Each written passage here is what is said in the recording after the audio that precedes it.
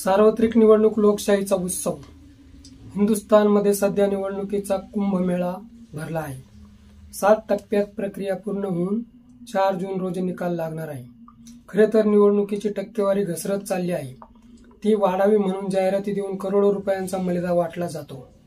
खरेच याची गरज आहे काय? एक तर मतदारांची कामे होत नाही, त्यामुळेच मतदार मतदानासाठी उतरत नाही. दुसरे, पैसे वाटून उमेदवार आपली अकार्यक्षमता दाखवून देतो. तिसरे कारण, सत्ताधाऱ्यांना भीती असल्याने मतदान यादीतील विरोधी विचारांची नावे वगळली जातात.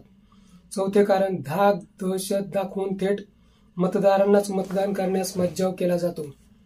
पाचवे महत्वाचे कारण, ईव्हीएम मध्ये गडबड, घोटाळा, मतदान केंद्रे ताब्यात घेऊन बोगस प्रकार केले जातात. महासत्ताचा गवगवा करणाऱ्यांनी नजरेला नजर भिडवून हे खरे नाही असे डंके की चोट पर सांगावे. हार जीत तो किस्मत के बहादूर के 2 सितारे होते हैं.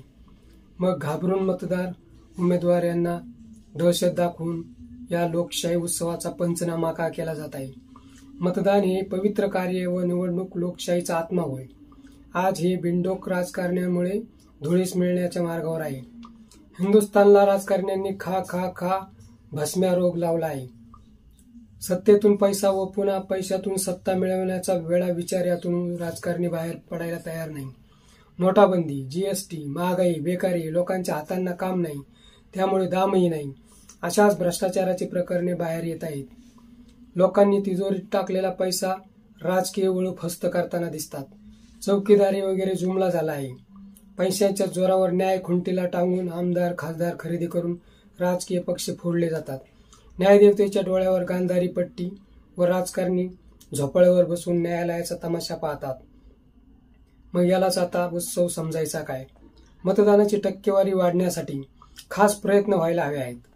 मतदार यादीतील नावे कमी करणाऱ्यांना चौकात डांबून वेताच्या काठीने फाटकवायला हवे. सभांमध्ये गप्पा मारताना धर्म, भाषा, बंधुभाव यांचा आव आणतात, मात्र पडद्याआड सर्व शकुनीचे राजकारण करतात. अशाने राष्ट्राचे भले होणार नाही.